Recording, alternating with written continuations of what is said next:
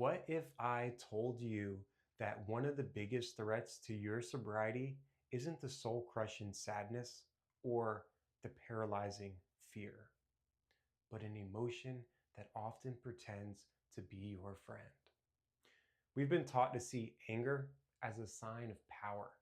But what if, for you, it's a direct signal to your brain to relapse?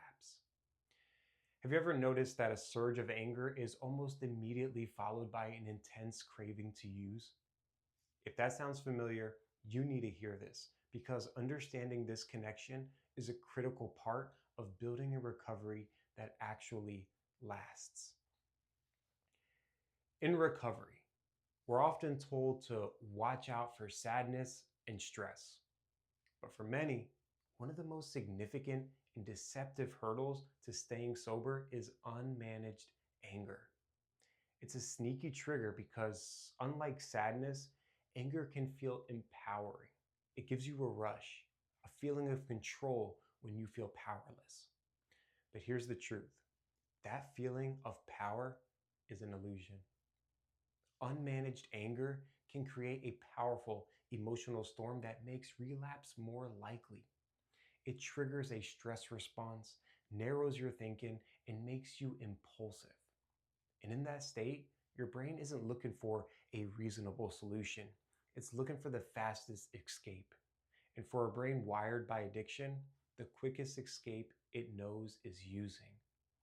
This is why anger can feel like a direct cue for your brain to self-medicate, creating an almost irresistible urge to pick up again. So, why does anger have this unique power over us? It's not just a feeling, it's a physical event. When you get angry, maybe from a conflict, a frustration, or feeling disrespected, your body is flooded with stress hormones. For many people in early recovery, their sensitivity to stress is heightened as their brain chemistry rebalances, making this response feel even more intense. And this is why a chain reaction can begin, which is often described in a few stages. The first is sometimes called emotional relapse. This is before you even think about using. It's marked by irritability, holding on to resentment, and isolating yourself. You might find yourself bottling up your emotions or pushing away the very people who are trying to help you. And this emotional state is unstable ground. If you don't address it, it can lead to a mental relapse where you start bargaining with yourself, romanticizing past use, and thinking about how to get relief. Your judgment gets cloudy, and your ability to use healthy coping skills weakens. This is the moment that craving can feel overwhelming. And from there, a physical relapse is often just one bad decision away. Think of unprocessed anger like a pressure cooker. When you suppress it, ignore it, or pretend it's not there, the pressure just builds and builds. Every small frustration, every resentment, every time you bite your tongue, it just turns up the heat. Eventually, that pressure has to go somewhere.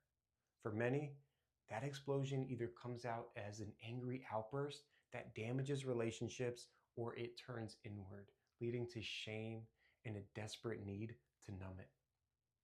Then, the guilt from the outbursts can become its own reason for using. But there is a path out of this. The goal isn't to never feel angry again. Anger is normal, even healthy. It's an emotion. The goal is to learn how to handle it without letting it hijack your recovery. The key is to release the pressure safely before it reaches a boiling point. And so, how do we actually do that? It starts with awareness and having a plan. Here are 4 practical things you can start doing today. First, recognize your early warning signs. Before you explode, your body sends up flares. Does your jaw clench? Does your heart start racing? Do you get a knot in your stomach? Learning to spot these physical cues gives you a crucial window to step in before the anger takes over. Second, take a strategic pause. And this is surprisingly powerful. When you feel that surge of anger, just pause. Take one deep breath. That tiny space, just a few seconds, is often enough to break the impulsive reaction and give your thinking part of your brain a chance to catch up. It allows you to choose your response instead of being driven by raw emotion. And third, get physical in a healthy way. Anger creates a powerful energy in your body. Instead of letting it fester, put it to use. Go for a walk, do some stretching, go to a gym. Find a safe way to release that physical tension. Physical activity is an excellent way to process stress hormones and improve your mood, helping to diffuse the intense energy of anger constructively. And finally, communicate. Don't suppress. Bottling up emotions is a huge part of emotional relapse. Find a safe person, a therapist, a sponsor, a trusted friend, and talk about what you are feeling. Simply learning to say, I'm feeling angry right now, is so much more constructive than letting it build up into something destructive.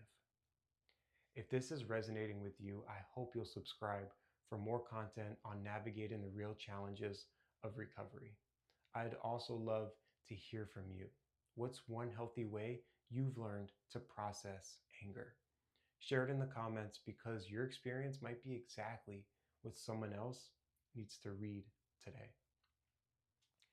The journey of recovery isn't about avoiding difficult emotions. It's about learning how to move through them without letting them drag you back to where you started. And anger doesn't have to be your enemy.